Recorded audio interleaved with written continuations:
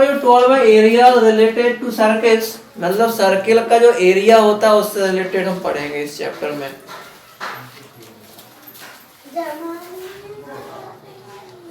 All students about circle. देखिए आपका जो सर्किल होता है, सर्किल में नॉर्मली हम देखते हैं कि सेंटर तो कंपलसरी रहेगा, विदाउट सेंटर तो सर्किल बन ही नहीं सकता। हमने आपका प्रीवियस चैप्टर में ये पढ़ा हुआ था, शायद चैप्टर नंबर 10 था। एंड सर्किल के साथ इसमें एक रेडियस भी कंपलसरी होती है, विदाउट रेडियस भी सर्किल कंस्ट्रक्ट नहीं हो सकता। तो OA इज अ रेडियस जिसको हम डिनोट करते हैं R से, and O as a centre. And यदि आप यहां से स्टार्ट करें चलना तो पूरा एक पाथ कवर हो जाता है, जिसको हम बोलते हैं सरकमफेरेंस। क्या बोलते हैं? तो आपको सर्किल में कुछ टर्म्स जो होती हैं यूज होती हैं, वो कौन कौन सी टर्म देखिए। सबसे पहले हम बात करते हैं रेडियस की। तो रेडियस तो लगभग सभी लोग जानते हैं, जिसको हम डिनोट करते हैं R से, और ये होती है रेडियस जो होती है डायमीटर का हाफ होती है ना। अब डायमीटर क्या होता है, बात करें हम डायमीटर की, ये रेडियस का डबल होगा। और ये डायमीटर क्या होता है, इस टाइप से देखिए AOB मींस आप सरकमफेरेंस मतलब उसकी जो परिधि होती है उससे स्टार्ट करेंगे, और सेंटर से होती है अगेन सरकमफेरेंस तक की जो डिस्टेंस होती है वो क्या होती है, डायमीटर। तो डायमीटर सबसे बड़ा कॉर्ड होता है ना, बिगेस्ट कॉर्ड इज डायमीटर। इसके बाद हम बात करते हैं, डायमीटर हो गया आपका सरकमफेरेंस। सरकमफेरेंस क्या होती है, ये कुछ टर्म्स होती हैं जो आपको पता होना चाहिए। जैसे आप पेरीमीटर फाइंड करते थे, इस टाइप की सरकमफेरेंस होती है। सरकमफेरेंस जो होती है ये पूरा एक राउंड होता है आपका। यहाँ से आपने स्टार्ट किया चलना, स्टार्ट से रिटर्न आ गया आप पॉइंट A पर, तो ये पूरा एक राउंड हो गया। इस राउंड को हम बोलते हैं सरकमफेरेंस। ओके, बाउंड्री इसको बोल सकते हैं, बाउंड्री। और यदि हम बात करें किसकी, एरिया, एरिया जो होता है इसका जो इनर पार्ट है आपका, कितना एरिया, कितना पार्ट ये कवर कर रहा है, ये क्या कहलाएगा इसका, एरिया। ओके, अब इसके कुछ फार्मूले होते हैं, जैसे भी मैंने बता दिया कि रेडियस को आप डायमीटर के साथ रिलेट करना चाहें तो D/2, डायमीटर की हाफ रेडियस होगी। यदि डायमीटर आपका 10 है तो रेडियस कितनी होगी, 10/2 मतलब 5। और डायमीटर को रेडियस से रिलेट करेंगे तो 2R। यदि रेडियस 5 है तो डायमीटर कितना होगा, 5 × 2 मतलब 10।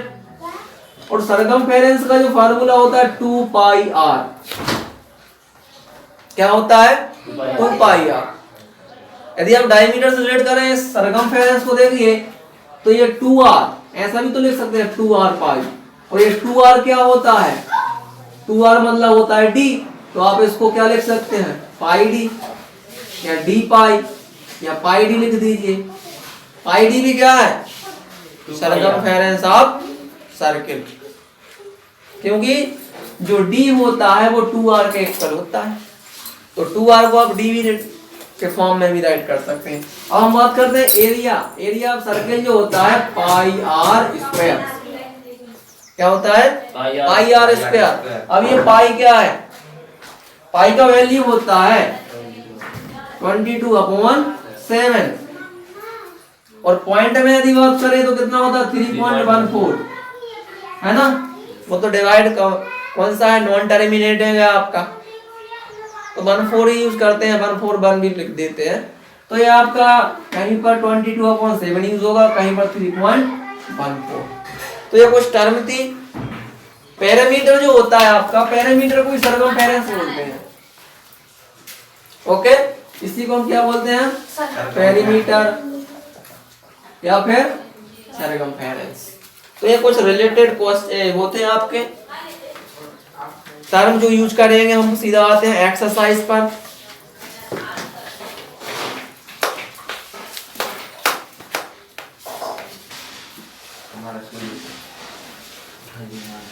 तो एक्सरसाइज स्टार्ट करते हैं हम 12.1। ओके, क्वेश्चन है आपका अनलेस स्टेट अदरवाइज यूज पाई 22/7 मींस उन्होंने पहले ही आपसे बोल दिया कि पाई जहां आएगी वहां पर 22/7 ही राइट करना है। So question is the radius of two circles are 19 centimeter and 9 centimeter means दो सर्कल हैं, उसकी जो रेडियस है फर्स्ट सर्कल की 19 और सेकंड की 9 respectively find the radius of the circle which has circumference equal to the sum of the circumference of two circles। तीसरा circle जो है इन दोनों के सरकमफेरेंस के सम के इक्वल उसका सरकमफेरेंस है। मतलब कंडीशन क्या हो रही है, कंडीशन ये बन रही है कि एक सर्कल ये है और एक सर्कल ये है आपका, इसकी रेडियस और इसकी रेडियस ये थोड़ा सा बड़ा, इसकी 19 और इसकी कितनी है आपकी 9 okay.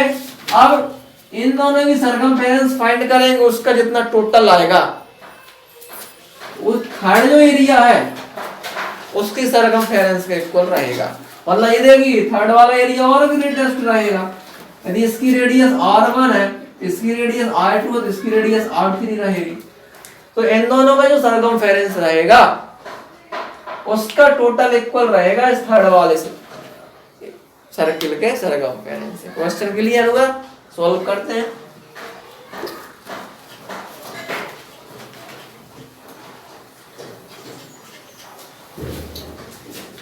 Given that question number first, given that the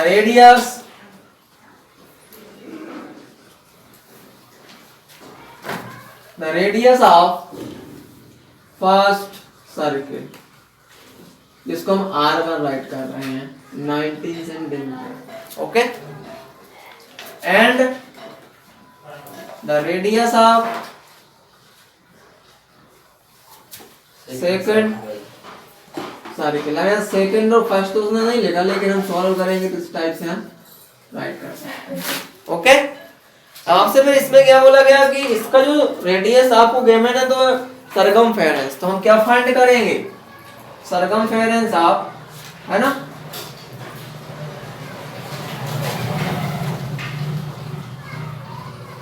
circumference of first circle. बताइए मैंने क्या फार्मूला बताया था आपको 2 पाई r d पाई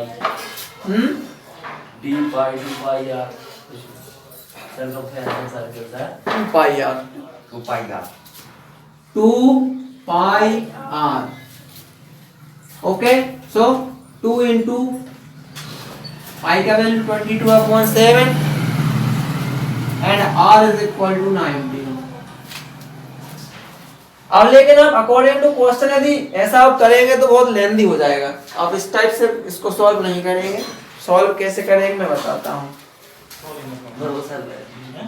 ये आपका हो गया 2 pi r1 first circle and circumference of second circle.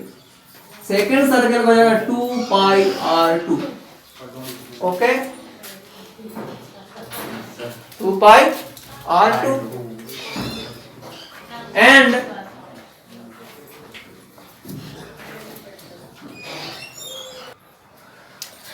तो देखिए आपने क्या लेट किया, radius of first circle is r1 and radius of second circle is r2, so circumference of first circle is 2 pi r1 and circumference of second circle is 2 pi r2 and the radius of circle आपका जो third circle है उसकी हम radius find करते हैं capital R। क्या find करते हैं कैपिटल R, क्योंकि जो थर्ड वाला रहेगा उसका टोटल रहेगा सरकमफेरेंस। तो सरकमफेरेंस क्या हो जाएगा, circumference of third circle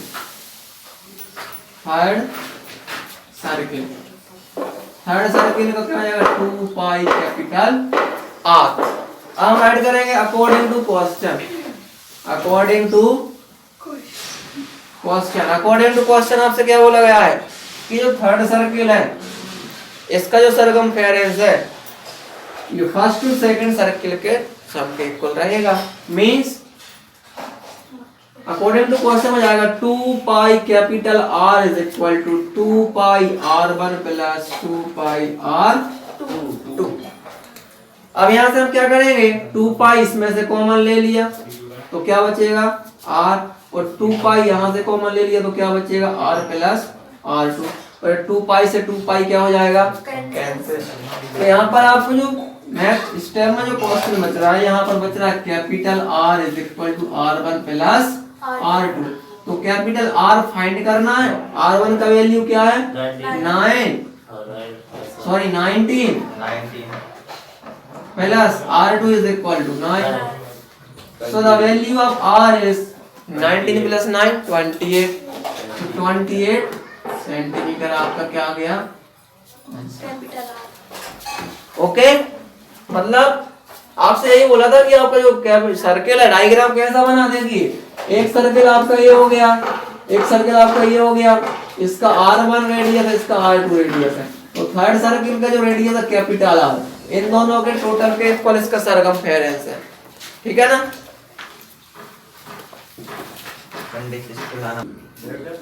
question number second, the radius of two circles are 8 centimeter and 6 centimeter.